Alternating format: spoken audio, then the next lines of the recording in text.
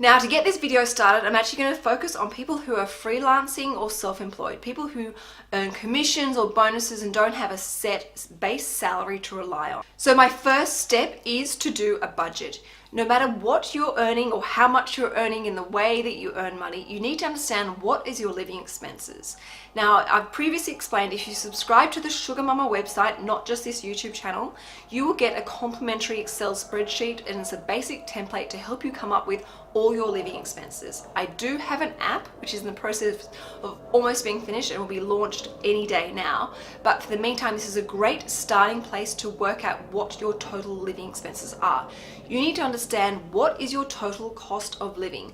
Understand your weekly expenses, your monthly expenses, your quarterly expenses, your biannual expenses, your annual expenses. You also need to factor in things like Christmas presents, birthday presents, and holidays.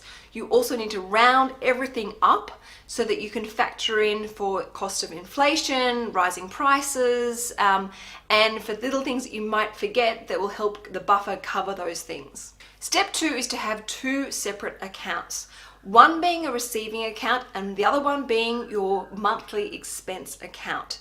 Now, every time you get paid, no matter how big or how little it is, it always goes into this account. You then transfer a set amount per month into your everyday living account. What you are doing is almost creating a base salary for yourself. You are creating consistency and reliability. If there are months, for example, where you might earn a big bonus or a big commission or have a lot of freelancing work, you are actually removing that false sense of security where you may think, oh wow, I earned all this money this month, I can go and buy all these things. But you are actually forgetting about all the future expenses that are coming up, or the fact that you may have a quiet couple of months. But by doing this, you're almost creating your own base salary. And what you do is you have an automatic direct debit of X amount of dollars per month that goes into your everyday living expense. Step 3 is to regularly review your budget, but also review that budget against your calendar. You need to know about what special events you have coming up, what upcoming bills you've got due, what bills that you previously have that have accumulated that you haven't paid yet. You need to be completely on top of your bills. Ideally, you should pay your bills the moment they are due or the moment that they come in the mail. Now, by creating this consistency and this reliability, for the months where you don't earn as much money or there isn't much work available, because you have been stockpiling and creating this safety net through the incoming account, you are actually creating and building up future month's salary that you can continuously draw that cover you for those quiet months. Having said that though, there may be times where you aren't earning as much or there isn't as much work where you have to really review that budget again and maybe cut some things out or cut some things down. You may need to live frugally for those types of months, but at least by having a budget, you know where to make those cuts and how. Now, there is a third account that I recommend you do, which is not essential, but I do advise it. This account is what I call your life account.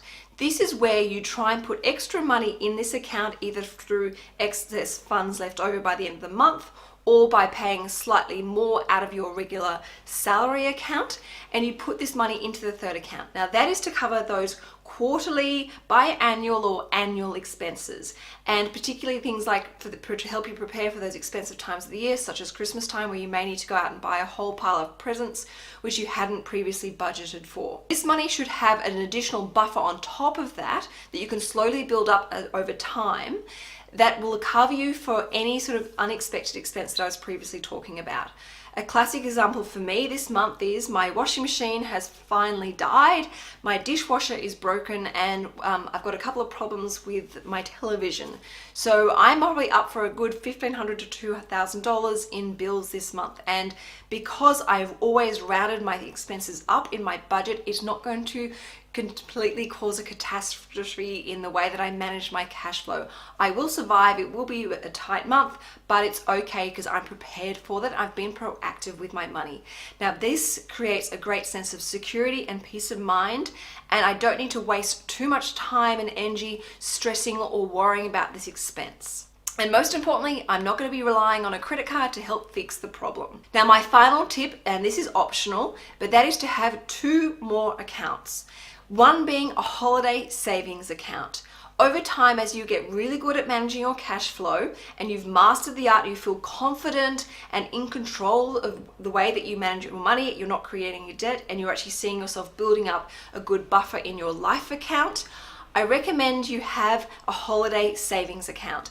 Now this means that as you're working really hard, you have some savings that are building up that you can use to go on a holiday. Now I've used a holiday as an example, but it might be some other financial lifestyle goal of yours, such as saving up for a car or saving up for a deposit or saving up for some new furniture. Whatever that particular goal is for you, that can be your fourth account. And never turn your nose up at putting a little bit of money into that account. Yes, you may be able to only afford putting $10 or $20 into that savings account, but it doesn't matter. You are heading in the right direction and you're progressing in the right direction, and progression breeds more success and more motivation and more determination, which is only going to compound over time. Now, the other fifth and final savings account that I recommend you have if you want is what I call a saving to invest account. Now, this is extra money that you don't need for any immediate or medium-term expenses, but it's money that you think you would like to do something with it for a rainy day, such as investing and building up long-term passive income.